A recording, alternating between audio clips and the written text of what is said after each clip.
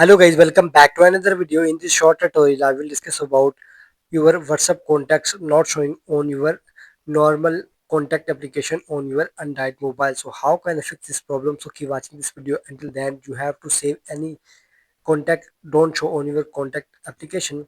Go back and follow the steps. First of all, open setting application on your Android mobile. Find out setting application and here is now scroll down and find out app management and here is app list. If you don't see, simply search, scroll down and find out WhatsApp. Now open WhatsApp. Now click on permissions.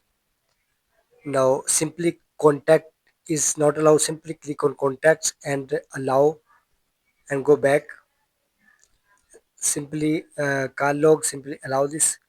Now simply doing this setting, your problem will be solved. Your WhatsApp contact will showing after this setting on your mobile contacts. I hope this video helpful for you. So guys, please like my video, subscribe to my channel for the latest more updates.